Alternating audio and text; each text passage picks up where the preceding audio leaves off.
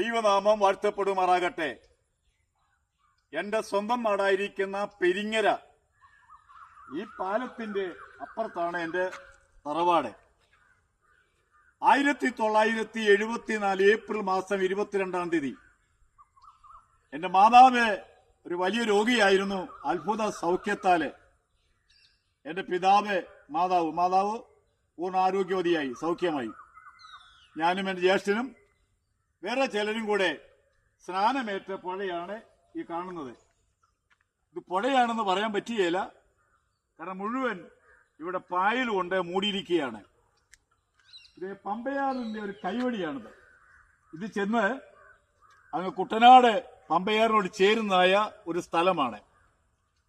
ഇവിടെ പാലങ്ങളൊന്നും ഇല്ലായിരുന്നു. ഇവിടെ കടത്തോളമായിരുന്നു ഉണ്ടായിരുന്നത്. അത്രയ്ക്ക് കടത്തോളമായിരുന്നു. ചില വർഷങ്ങളേ ആയുള്ളൂ പാലം വന്നിട്ട്. ഞാൻ വിശ്വാസത്തിലേക്ക് വരുന്നതിന് മുമ്പേ പെന്തക്കോസ് എന്ന് പറയുന്നത് എനിക്ക് ഒന്നും അറിയാമായിരുന്നു. ഞങ്ങളെ അന്ന് പഠിപ്പിച്ചിരുന്നത് ഇത് അന്തിക്രിസ്തുവിന്റെ പാർട്ടികളാണെന്നാണ് പഠിപ്പിച്ചിരുന്നത്. അങ്ങനെ ഞാൻ ചെറുപ്പത്തിൽ അങ്ങ് ചിന്തിച്ചിരുന്നു.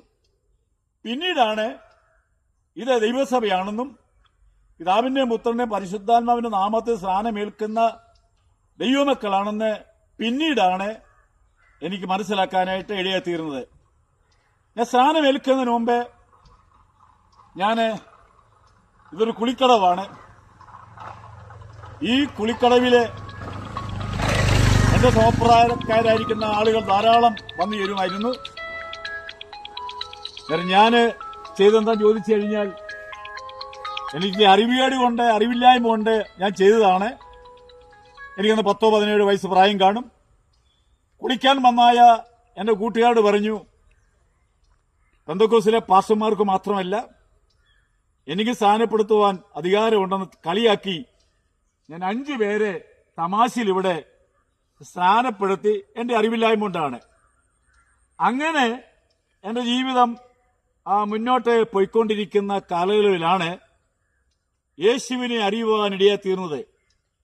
എന്റെ ജീവിതത്തിൽ ഏറ്റവും പരമപ്രധാനമായ കാര്യം യേശുവിനെ അറിഞ്ഞതുകൊണ്ടാണ്. 1900 ഞാൻ നേരത്തെ ഓർപ്പിച്ച പോലെ 74 ഏപ്രിൽ മാസം 22-ാം സ്ഥാനമേറ്റു. ഹരിയാന ബൈബിൾ കോളേജില് ഞാൻ പഠിക്കാനായിട്ട് പോയി. അതിനുശേഷം ഞാൻ കുമ്പനാട്ട് പഠിച്ചുകൊണ്ടിരിക്കുമ്പോൾ ഒരു ദൈവവിളിയോടുള്ള ബന്ധത്തില് ഞാൻ തൃശ്ശൂരിലേക്ക് പോവുകയും ഇപ്പോഴെ 46 വർഷമായി ഇന്ത്യൻ പെന്തക്കോസ്റ്റ് ചർച്ച് ബോർഡിന്റെ ഒരു പാസ്റ്ററായിട്ട് കർത്താവിന്റെ വേല ചെയ്യുന്നു. ഞാൻ ഒരു കാര്യം കൂടെ പറയുന്നു. ഞാൻ ഈ പുഴയിലെ എന്റെ അറിവില്ലായ്മ കൊണ്ട് 5 പേരെ സ്ഥാനപ്പെടുത്തി. എന്നാൽ ദൈവത്തിന്റെ ഭാഗത്ത് കടന്നു വന്നു. നമ്മുടെ കേരളക്കരയിലെ സ്ഥാനപ്പെടുത്തിയതിന് കയ്യും കണക്കുമില്ല. കേരളത്തിന്റെ വെളിയിലെ പലയിടങ്ങളിലെ സ്ഥാനപ്പെടുത്തുവാൻ തക്കവണ്ണം ദൈവം എനിക്ക് ഭാഗ്യം തന്നു. ഞാൻ വിദേശ രാജ്യത്ത് പോയപ്പോഴും അവിടെയും ദൈവം എന്നെ കൊണ്ട് സ്ഥാനപ്പെടുത്തുവാനായിട്ടുള്ള അനുഗ്രഹം, കൃപ എനിക്ക് തന്നു. ഇത് അപ്പർ കുട്ടനെന്ന് പറയും. ഇവിടുത്തെ സംഭവം എന്ന് പറയുമ്പോൾ വെള്ളപ്പൊക്കത്തില് ഈ കാണുന്ന പുരയിടങ്ങളൊക്കെ മുങ്ങും. പല വീടുകളിലും വെള്ളം കയറും. എന്റെ തറവാടെന്ന് പറയുന്നത് ഈ പാലത്തിന്റെ അക്കരെ അതിനപ്പുറത്താണ്. എന്റെ വീടിന്റെ മുറ്റത്തും വെള്ളം കയറും. അതെല്ലാ വർഷവും ഉള്ള കാര്യമാണ്. അങ്ങനത്തെ ഒരു സ്ഥലമാണ്. അങ്ങനത്തെ ഒരു സ്ഥലത്ത് നിന്നാണ് ഞാൻ കർത്താവിന്റെ വേലയ്ക്ക് വേണ്ടി ഇറങ്ങിത്തിരിപ്പാനായിട്ട് ഇടയായിത്തീർന്നത്. ഞാൻ നേരത്തെ ഓർപ്പിച്ചതുപോലെ ഞാൻ ഒരു Bible college, Mizpah Bible college നടത്തുവാൻ എനിക്ക് കൃപ നൽകി. 350 പേരെ പഠിച്ച് കർത്താവിന്റെ വയൽപ്രദേശത്തെ ആയിരിക്കുകയാണ്.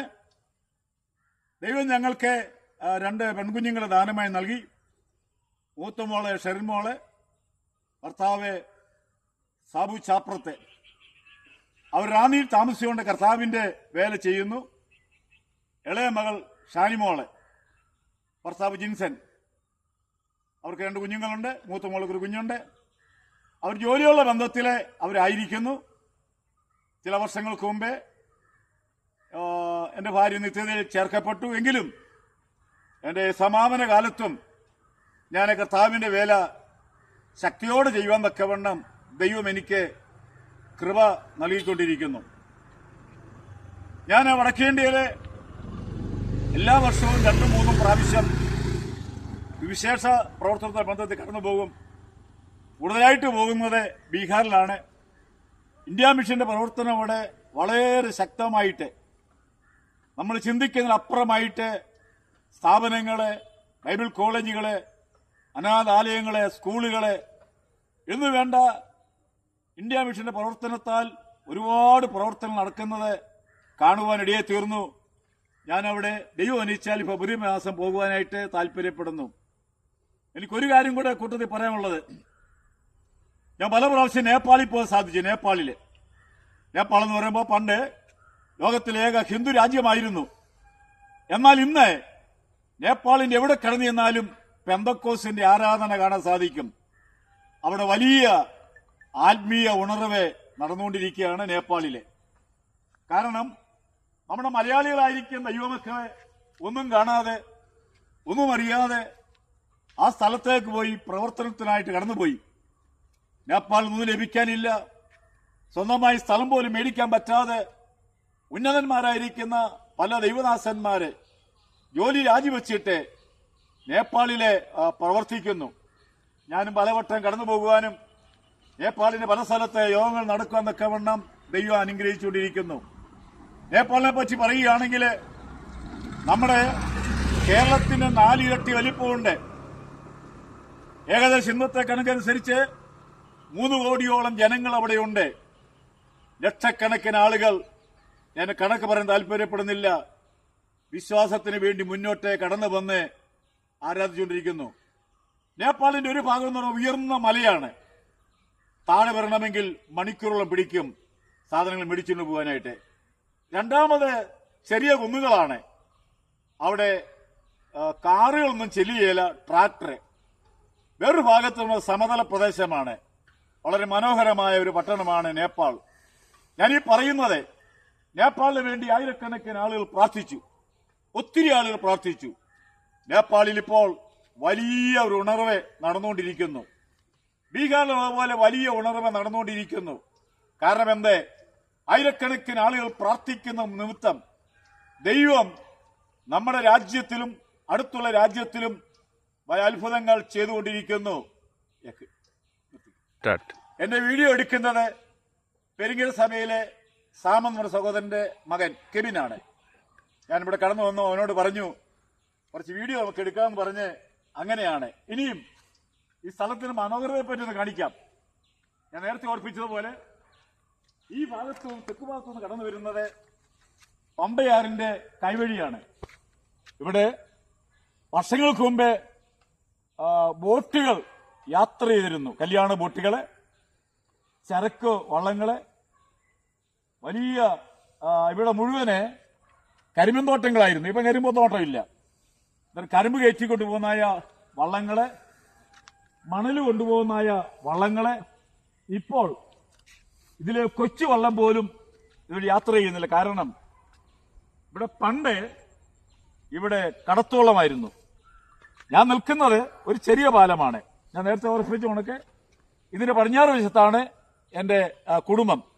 ഇപ്പൊ ഞാൻ ചില ദിവസത്തേക്ക് എന്റെ കുടുംബത്തിലേക്ക് വന്നതാണ്.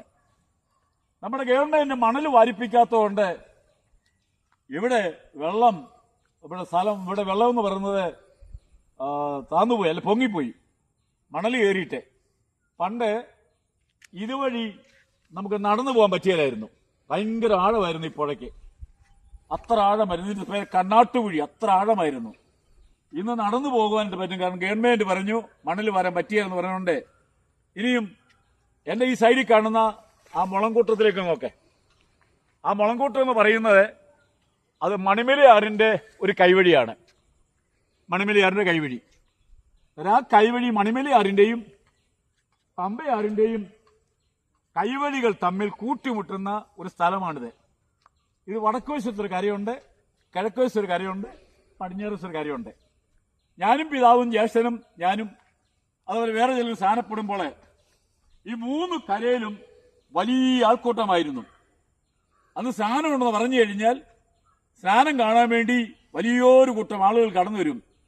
എങ്ങനെയാണ് ഇവിടുത്തെ സ്നാനം എന്ന് പറയുന്നത് ചോദിച്ചു കഴിഞ്ഞാൽ, ഇവിടുന്ന് കുറച്ച് ഒരു 300 മീറ്റർ അപ്പുറത്ത് പോകുമ്പോഴായിരുന്നു ഞങ്ങളുടെ ആരാധനാലയം. അത് ചെറിയ ഷെഡായിരുന്നു.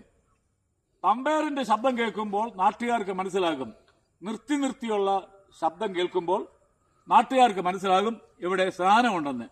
നാട്ടുകാരൊക്കെ ഓടിക്കൂടും, ചിലർ കളിയാക്കും, ചിലർക്ക് സന്തോഷമുണ്ടാകും, ചിലർ പറയും ഞങ്ങളും ഉണ്ടായിരിക്കും എന്ന് പറഞ്ഞ് അങ്ങനെ വഴിയായിരുന്നു. ഇവിടെ രാവിലെ മുതൽ ആളുകളെ കുളിക്കാൻ വരും. അങ്ങനെ കുളിക്കാൻ വരുന്ന കൂട്ടത്തിൽ ഒരു സെക്കൻഡ്, ഞാൻ നേരത്തെ ഓർപ്പിച്ചതുപോലെ എനിക്ക് 10-17 പ്രായമുള്ളപ്പോഴാണ് പെന്തക്കോസിന്റെ പ്രവർത്തനം ഇവിടെ തുടങ്ങിയത്. പെന്തക്കോസുകാരെ പറ്റി ഞങ്ങൾ കൂടുന്ന പള്ളിക്കാരെ പറഞ്ഞിരിക്കുന്നത് ദൈവവചനപ്രകാരമല്ലാത്ത ഒരു കൂട്ടം ആളുകളാണ്. അവരുടെ മീറ്റിംഗ് കൂടാൻ പാടില്ല, അവരെ വീട്ടിൽ കയറ്റില്ല. അങ്ങനെ ഇവരേതോ അന്നത്തെ ഭാഷയാണ്, ഇന്നും പറയാമായിരിക്കും, ഇത് അന്തിക്രിസ്തുവിന്റെ ഗ്രൂപ്പ് എന്ന് പറഞ്ഞുകൊണ്ട് അങ്ങനെ ഒരു വെറുപ്പുണ്ടായിരുന്നു.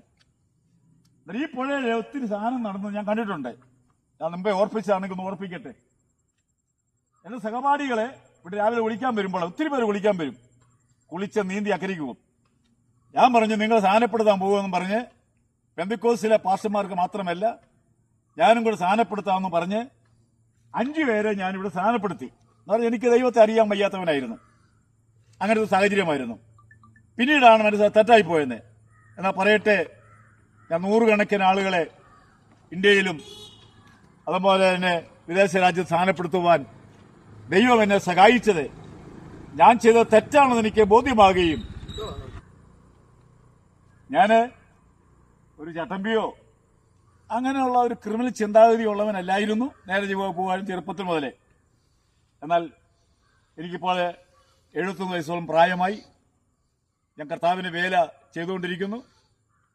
ദൈവം എന്നുവെച്ചാൽ അടുത്ത ഫെബ്രുവരി മാർച്ചില് ഞാൻ ബീഹാറ്, നേപ്പാള്, ബംഗാള്, UP-യിലെ പോകത്തക്കൊണ്ട് ക്രമീകരിച്ചുകൊണ്ടിരിക്കുന്നു. ഇന്ത്യ മിഷന്റെ പ്രവർത്തനത്തിലുള്ള ബന്ധത്തിൽ ഞാൻ അവിടെ പ്രവർത്തിപ്പാൻ തക്കവണ്ണം കർത്താവ് സഹായിച്ചുകൊണ്ടിരിക്കുന്നു. കർത്താവ് ഇത്രത്തോളം സഹായിച്ചല്ലോ.